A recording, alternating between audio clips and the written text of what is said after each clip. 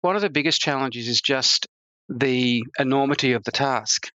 I mean, if you think about it, and the way I guess I've understood this, responsible investment is really only 15 or 20 years old, and effectively what we are doing is that we are replumbing finance. We are reimagining the balance sheet.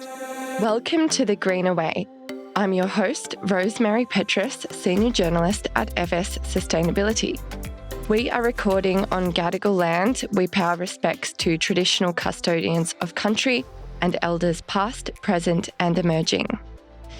Today, I'm so excited to introduce David Atkin, CEO of the UN Principles for Responsible Investment, an international network of financial institutions working together for ESG integration. David is joining us to discuss the latest developments in responsible investment, effective stewardship strategies, and the growing focus on social impact. Welcome to the show, David. Terrific to be here, Rosemary. What are the key principles of the PRI? In essence, the principles are about integrating environmental, social and governance factors into the way you make decisions, both from a risk and opportunity perspective. But also the principles talk about how investors will work together on areas of common interest. Signatories will promote responsible investment globally. Signatories will report on their activities on a regular basis. And that's in essence, that's what the principles are about. But it's effectively investors saying that there are important factors that are not often captured on the balance sheet that are of an ESG nature that need to be better understood to inform better decision making by investors for their beneficiaries or their customers. Can you share some of the latest developments and initiatives of the PRI to enhance responsible investment globally? So look, so what does the PRI do? So we've got the principles, and I guess I put it into sort of 3 or 4 buckets.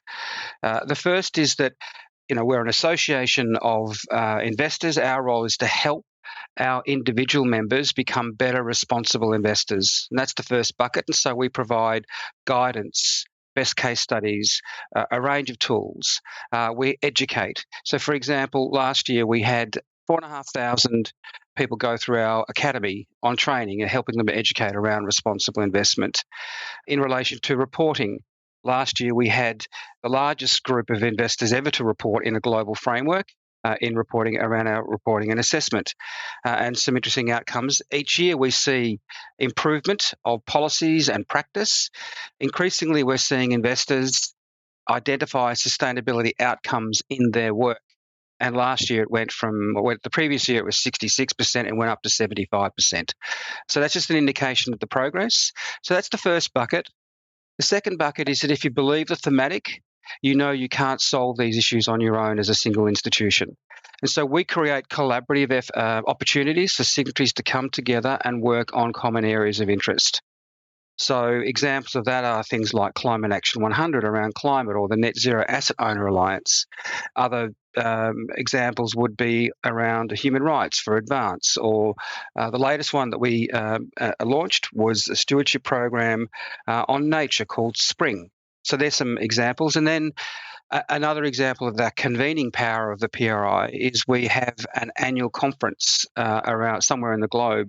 Last year we had it in Tokyo, and it was quite a really important an advancement of the way the PRI in person is used by a local government, because the Japanese government wanted to relaunch their sustainable finance credentials to the international institutional community, and they used our conference to make substantive policy announcements. So that's an example of convening power.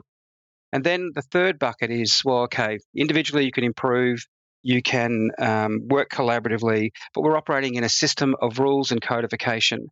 And those rules have not been developed to enable responsible investment. They've been developed for a previous time. And so part of our role is to influence the way the policy settings are set up to enable responsible investment. And to that end, it's a couple of examples.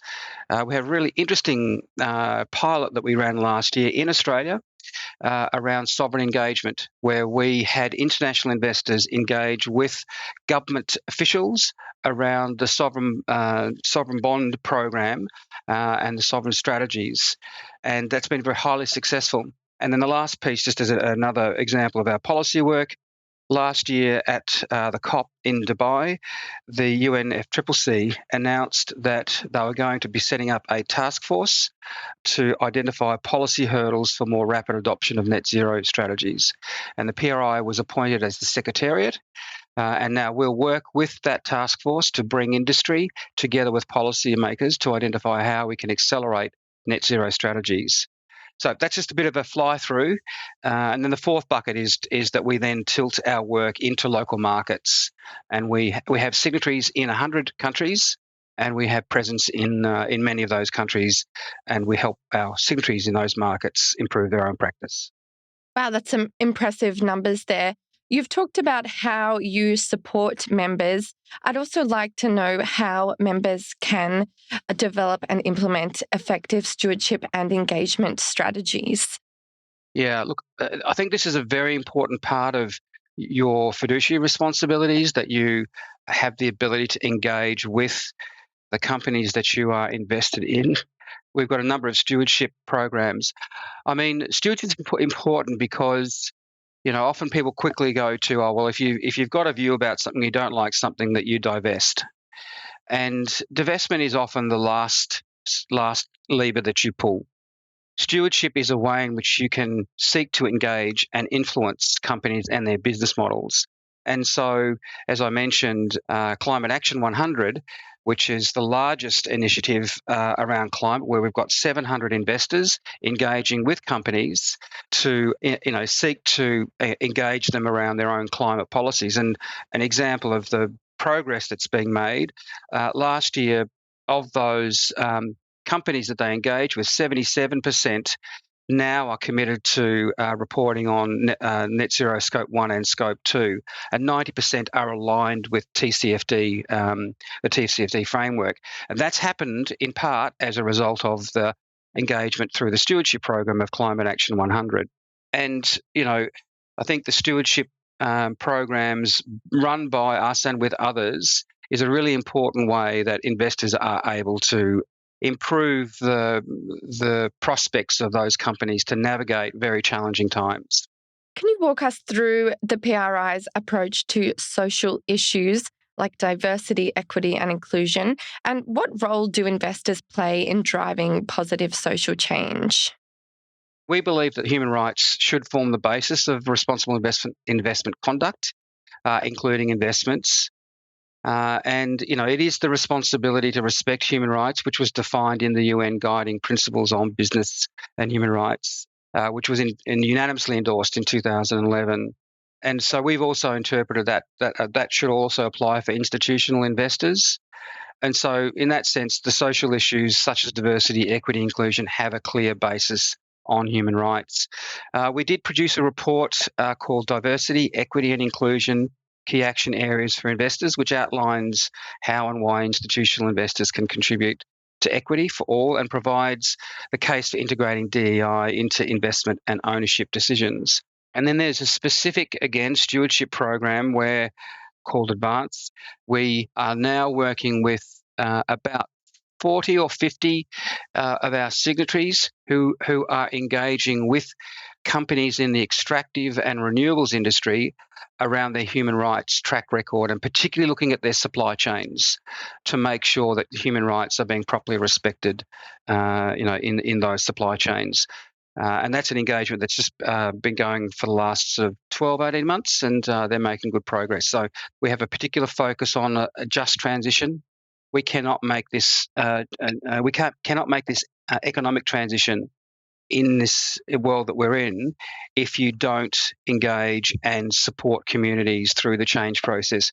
We are going through the largest economic change since the Industrial Revolution, and we're having to change the way in which we structure our energy across economies. Communities are impacted by that, and investors have got an important role to play to make sure that in that transition there is a consideration of the local communities and how they are impacted. You can't just walk away from those communities. And we see, in fact, you can't walk away anyway, because there is a political response from communities who feel like they're being disenfranchised. And we see examples of that around the world right now. We provide guidance, we provide opportunities for signatories to engage, again, around identifying these important issues. And you need to make the connection. I mean, if we're to deal with climate change, you need to deal with the E, the S, and the G. And one thing we haven't talked about is the biodiversity and nature piece. We don't make this transition if we continue to deplete our natural resources, the natural world. And so, again, this is why the nature is one of the new and emerging thematics that investors are beginning to really work closely on. They're learning. It's harder in a way. It's not like climate where you've got a number you can work to, but there's a recognition that we cannot continue to deplete our natural resources and it not have an economic impact. Alongside the opportunities in promoting and embedding responsible investment principles, what are some of the challenges that you see in this space as well? One of the biggest challenges is just the enormity of the task. I mean, if you think about it, and the way I guess I've understood this, responsible investment is really only 15 or 20 years old, and effectively what we are doing is that we are replumbing finance. We are reimagining the balance sheet, because the balance sheet, as it's traditionally been understood, only captures a certain amount of information that's relevant to an investor. And increasingly, there's been a recognition that there are a whole lot of intangibles, a whole lot of sort of externalities and systemic risk issues that are not being properly priced into the balance sheet. An example is, for me, that I like to point to is that there's a longitudinal survey that's being undertaken by Ocean Tomo looking at the S&P 500 since the 1970s to now. In the 1970s, 80% of the balance sheet could be explained by tangibles and 20%, intangibles. That survey done recently, it's flipped. It's 80% intangibles, 20% tangibles. And so what's happening is that increasingly investors have understood that from an accountancy perspective, we need to have new information, new ways of identifying value and also risk value. And this is where the ESG comes in. So effectively what's happening now is we're developing new frameworks, new data sets, but it's imperfect and it's uncomfortable because we are effectively building the plane while we fly it, because we have the clock ticking. We know that the world is heating up. And so there's I guess the challenge for our industry is that we're developing things we don't have not necessarily been trained to solve for. But bit by bit, the pieces are being put in place. But it is an uncomfortable feeling for investors because that's not what, they're used to having the ability to control the information, have the information at their disposal to make these decisions. But it's also why I think we can also say there's been rapid change. I mean, the fact that in the last 3 years we have the issuing of global international standards through the ISSB is a really good example of how those building blocks are now coming into place. But I would say that's the biggest challenge, is just working at pace in an environment where we don't have all of the tools, the frameworks and the information at our disposal to make informed decisions, but that is changing. Looking ahead, what is your vision for the future of responsible investing in our very rapidly changing global landscape? Well, in effect, that responsible investment just becomes investing, that everyone recognises that these are important elements, that when you're thinking about value creation and long-term value creation, that you recognise that, there are short, medium and long-term issues, but you also understand that there are these long-term thematics that can impact your ability to deliver your investment objectives to your customer base. And that increasingly we don't see responsible investment or sustainability as a siloed or side piece. It's actually part of just being a good investor.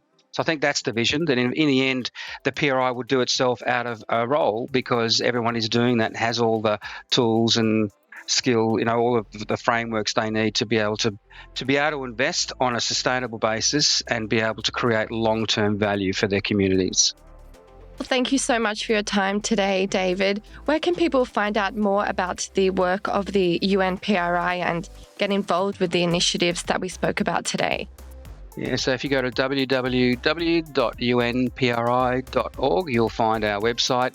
It's truly an amazing depository of knowledge and shared experience that people can get to see the work that we do and the issues that we work on. Thank you. I'm Rosemary Petrus, and that is a wrap for today. The Greener Way podcast is a product of FS Sustainability, a show about people, the planet, and investing in our collective future. All information in this podcast is for education and entertainment purposes only. The Greener Way podcast gives listeners access to information and educational content provided by discussing numerous financial sustainable options and our featured guests. It is not intended as a substitute for professional, legal, or tax advice.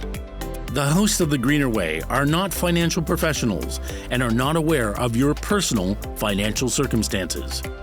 Before making any financial decisions, you should read the product disclosure statement and, if necessary, consult a licensed financial professional. For more information, head to the disclaimer page on the FS Sustainability website, fssustainability.com.au.